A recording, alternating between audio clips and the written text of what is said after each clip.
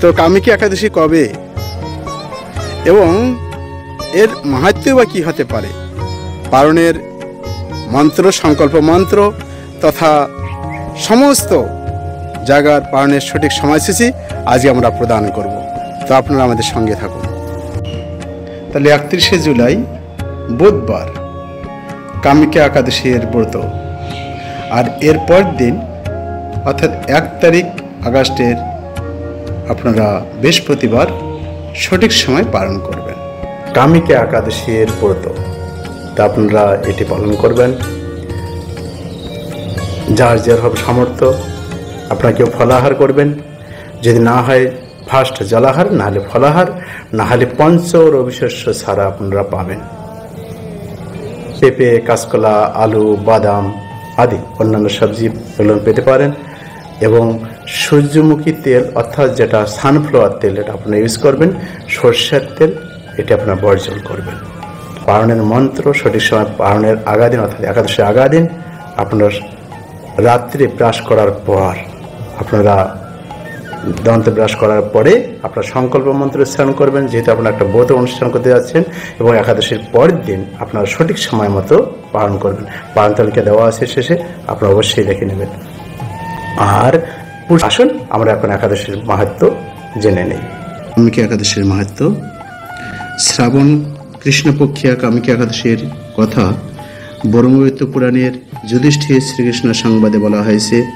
যুধিষ্ঠির মহারাজ শ্রীকৃষ্ণকে বললেন, হে গোবিন্দ, হে বাসুদেব, শ্রাবণ মাসের কৃষ্ণপক্ষের একাদশীর নাম এবং মাহাত্ম্য সবিস্তারে আমার কাছে বর্ণনা করুন। তা শুনতে আমি অত্যন্ত কৌতূহলী। প্রত্যুত্তরে ভক্তবৎসল ভগবান শ্রীকৃষ্ণ বললেন, হে রাজন, পূর্বে দেবর্ষি নারদ প্রজাপতি ব্রহ্মাকে এই প্রশ্ন করলে তিনি যে উত্তর প্রদান করেছিলেন আমি এখন সেই কথাই বলছি। আপনি মনোযোগ সহকারে তা শ্রবণ করুন। একসময় ব্রহ্মার কাছে ভক্তশ্রেষ্ঠ নারদ জিজ্ঞাসা করলেন, হে ভগবান, শ্রাবণ মাসের কৃষ্ণপক্ষে একাদশীর নাম কি, এর আরাধ্য দেবতাকে, সেই ব্রতের বিধি বা কী রকম এবং এই ব্রতের ফলে কি পূর্ণ লাভ হয় তা সবিস্তারে জানতে ইচ্ছা করি। আপনি কৃপা করে আমাকে তা জানালে আমার জীবন ধন্য হবে। শ্রী নারদের কথা শুনে ব্রহ্মা অত্যন্ত সন্তুষ্ট হলেন। তিনি বললেন, হে বৎস, জগজ্জীবের মঙ্গলের জন্য আমি তোমার প্রশ্নের যথাযথ উত্তর দিচ্ছি, তুমি তা শ্রবণ করো। শ্রাবণ মাসের কৃষ্ণপক্ষে একাদশী কামিকা নামে প্রসিদ্ধ। এই একাদশীর মাহাত্ম্য শ্রবণে বাষ্পযজ্ঞের ফল লাভ হয়। ভগবান শ্রীহরির পূজা অর্চনা অপরিমিত পূর্ণ ফল প্রদান করে। গঙ্গা, গোদাবরী, কাশী, নৈমিষারণ্য, পুষ্কর ইত্যাদি তীর্থে দর্শনের সমস্ত ফল একমাত্র কৃষ্ণ পূজার মাধ্যমে কোটি গুণ লাভ করা যায়। সাগর ও অরণ্যযুক্ত পিতৃবিধানের ফল, দুগ্ধবতী গাবিধানের ফল অনায়াসে এই ব্রত পালনে লাভ হয়। যারা পাপপূর্ণ সাগরে নির্মগ্ন, এই ব্রতই তাদের উদ্ধারে একমাত্র সহজ উপায়। এইরকম পবিত্র পাবনাশের শ্রেষ্ঠ ব্রত আজ জগতে নেই। শ্রীহরি স্বয়ং এই মাহাত্ম্য কীর্তন করেছেন। রাত্রি জাগরণ করে যারা এই ব্রত পালন করেন তারা কখনো দুঃখ দুর্দশাগ্রস্ত হন না। এই ব্রত পালনকারী কখনো নির্মজনী প্রাপ্ত হন না। কেশবপ্রিয় তুলসীপত্রে যিনি শ্রীহরির পূজা করেন, পদ্মপাতাতে জলের মতো তিনি পাপে নিলিপ্ত থাকেন। তুলসীর পত্র দিয়ে বিষ্ণু পূজার ভগবান যেমন সন্তুষ্ট হন, মণিমুক্তাদি মূল্যবান রত্ন মাধ্যমেও তেমন প্রীত হন না। যিনি কেশবকে তুলসী মঞ্জরি দিয়ে পূজা করেন তার জন্মার্জিত সমস্ত পাপ ক্ষয় হয়ে যায়। এ প্রসঙ্গে ব্রহ্মা বললেন, হে নারদ, যিনি তুলসীকে প্রত্যহ দর্শন করেন তার সকল পাপ রাশি বিদূরিত হয়ে যায়। যিনি তাকে স্পর্শ করেন তার পাপ মলিন দেহ পবিত্র হয়। তাকে প্রণাম করলে সমস্ত রোগ দূর হয়। তাকে জল সেচন করলে যম তার কাছে আসতে ভয় পায়। শ্রীহরির শ্রীচরণে তুলসী অর্পিত হলে ভগবদ্ভক্তি লাভ বা প্রদায়নী তোমায় প্রণাম করি। যে ব্যক্তি হরিবাসরে ভগবানের সামনে দীপদান করেন, চিত্রগুপ্ত তার পুণ্যের সংখ্যা হিসাব করতে পারে না। তার পিতৃপুরুষরাও পরম তৃপ্তি লাভ করেন। শ্রীকৃষ্ণ বললেন, হে রাজন, আমি আপনার কাছে সর্বপাপ বিনাশিনী আমি কি একাদশীর মাহাত্ম্য বর্ণনা করলাম। অতএব যিনি ব্রহ্মহত্যা, ভ্রূণ হত্যা, পাপ বিনাশিনী, মহাপুণ্য ফলদায়িনী এই ব্রত পালন করবেন ও এই মাহাত্ম্য শ্রদ্ধা সহকারে পাঠ অথবা শ্রবণ করবেন, তিনি সর্বপাপ থেকে মুক্ত হয়ে বিষ্ণুলোকে গমন করবেন। হরে কৃষ্ণ।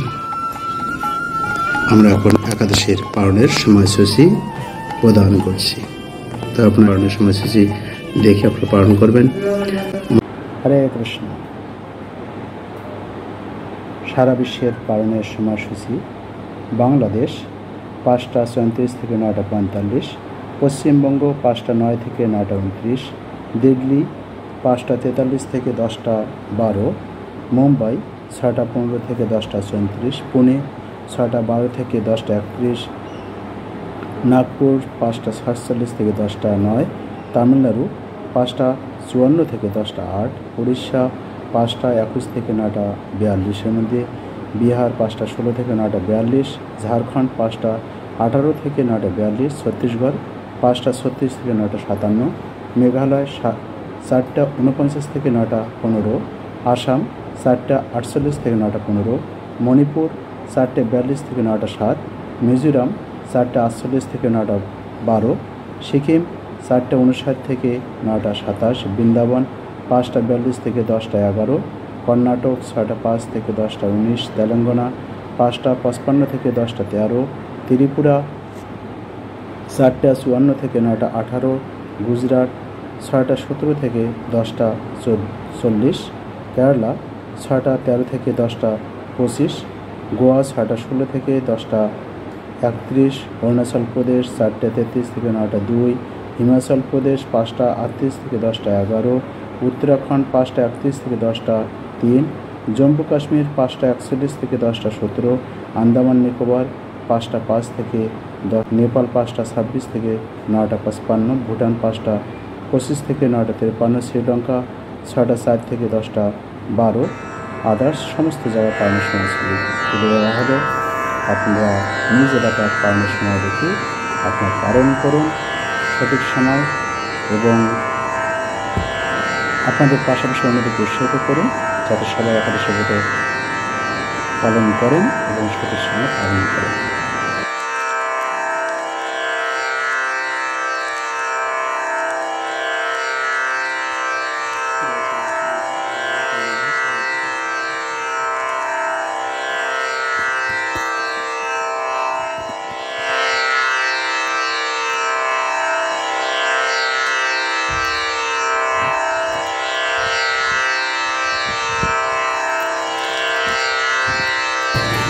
ধন্যবাদ আপনাদের সবাইকে সঙ্গে থাকার জন্য।